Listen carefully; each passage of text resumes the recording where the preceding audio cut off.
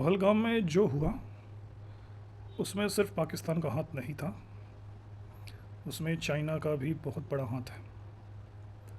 China अपने border reason के जितने भी हिंदुस्तान के विद्रोही हैं उन सबको स्पॉन्सर करता है। पाकिस्तान के पास इतना पैसा नहीं है कि वो इतने बड़े बड़े हमले करवा ले। उसके पास तो इतने भी पैसे नहीं हैं कि एग्जिस्टिंग मिलिट्री और उसके इक्विपमेंट्स को वो मेंटेन कर पाए।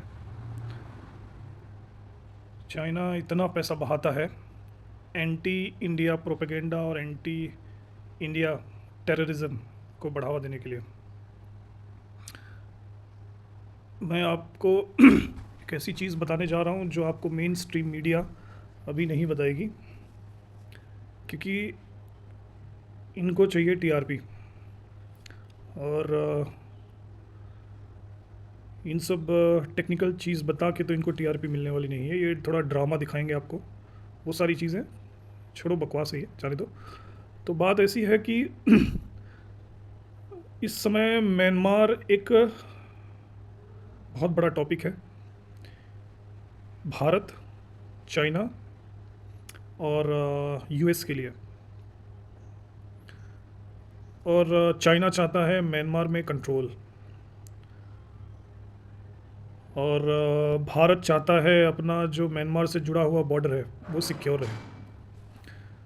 अब उसके लिए भारत को चाइना का इन्फ्लुएंस कम करना पड़ेगा, और चाइना को भारत को ऐसी ऐसी जगह फंसा के रखना है जहाँ पे वो म्यांमार तक पहुँचे ही ना, या म्यांमार उसके दिमाग में आए ही ना, या म्यांमार में हाथ लगाने से पहले वो ये सोचे कि कितने फ्रंट से वो लड़ाई करे। इसके लिए आपको मैं बताऊं कि पहलगाम का स्पॉन्सर किया गया चाइना के थ्रू। टेररिस्ट इन्फिल्ट्रेट हुए पीओके में पाकिस्तान के थ्रू, और ये दोनों मिलके एक फ्रंट, पाकिस्तान फ्रंट में इंडिया को बिजी रखना चाहते हैं। और उसी बीच चाइना स्पॉन्सर कर रहा है बांग्लादेश के स्टूडेंट्स को। बांग्लादेश के स्टूडेंट्स प्रोटेस्ट कर रहे हैं और उन्होंने शेख हसीना को निकाल फेंका बाहर। अब वो खुद को ट्रेन कर रहे हैं इंडिया से डायरेक्ट वॉर के लिए।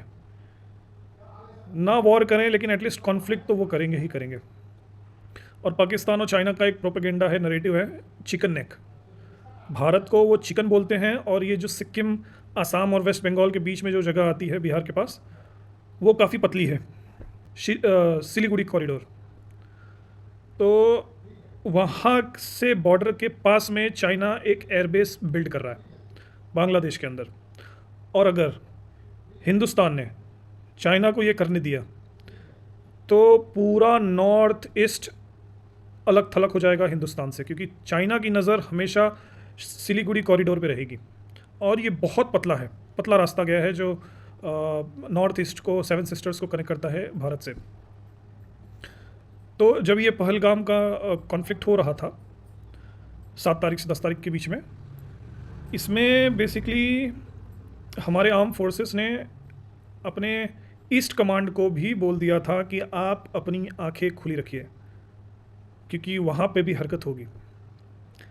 और कल परसों ही न्यूज़ आया कि हमारे कुछ जवान मिल के, सीआरपीएफ के, असम राइफल्स के, जॉइंट ऑपरेशन करके 10 टेररिस्ट को उन्होंने म्यांमार बॉर्डर पे मारा, म्यांमार में घुस के। तो ये एक बहुत बड़ा षड्यंत्र है इस समय। और मैं आपको एक प्रेडिक्शन बता दूं कि कुछ जो डिफेंस के जानकार लोग हैं उनसे मुझे पता चला कि ये पहलगाम का जो कॉन्फ्लिक्ट है उसको जल्दी से जल्दी ख़त्म करने का रीज़न भी यही था कि फोकस नॉर्थ ईस्ट में किया जाए, क्योंकि वहाँ पे ही चाइना बहुत बड़ा प्रोपेगेंडा करना चाहता है, बहुत बड़ा नरेटिव खेल रहा है। और वहाँ पे ऐसी 2-4 हरकतें अब होने वाली हैं जिससे इंडिया की सिक्योरिटी बहुत ज़्यादा ख़तरे में आ जाएगी। और इसी बीच अरुणाचल प्रदेश में भी जो चाइना से लगे हुए बॉर्डर एरियाज़ हैं, वहाँ पे भी चाइनीज़ सोल्जर्स आके गांव का नाम चेंज कर रहे थे। तो वहाँ के जो नागरिक हैं वो थोड़े प्रो भारतीय हैं, तो उन्होंने मना कर दिया कि भाई हमारा जो नाम है हम उसी नाम से जाने जाएंगे।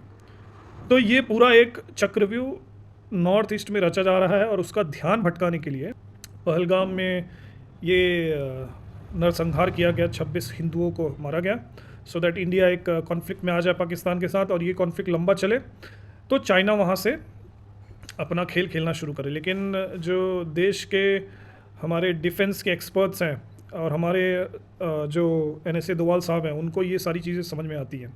तो उन्होंने बोला कि भैया इसको जल्दी से जल्दी पीट पाट के ख़त्म करो, इसको ज़्यादा लंबा खींचने की ज़रूरत नहीं है, क्योंकि एक फ्रंट हमारा बांग्लादेश और म्यांमार में भी तैयार हो रहा है, जहाँ पे हमें भी अभी कार्रवाई करनी पड़ेगी। इसीलिए ये जो जंग है वो 3 दिन में ख़त्म किया गया और अपने बेस्ट ब्रह्मोस, स्कैल्प मिसाइल, जितने भी एंटी एयरक्राफ्ट मिसाइल्स हैं वो सारे यूज़ किए गए कि फटाफट इनको तोड़ फोड़ के साइड करो। और यही चीज़ करने के बाद पाकिस्तान फिर भी नहीं रुक रहा था, तो फिर उनके न्यूक्लियर जो कमांड सेंटर और स्टोरेज है वहाँ पे लीकेज कराया गया, ताकि ये बैकफुट पे आ जाओ। जितनी जल्दी बैकफुट पे आएंगे उतनी जल्दी ये जंग ख़त्म होगी और हम ईस्टर्न कमांड में फोकस कर पाएंगे। तो आने वाले समय में कुछ भी इसमें ग्रोथ होता है या कुछ भी नई चीज़ मुझे पता चलती है, मैं आपके साथ शेयर करूँगा। ठीक है, तब तक के लिए जय हिंद।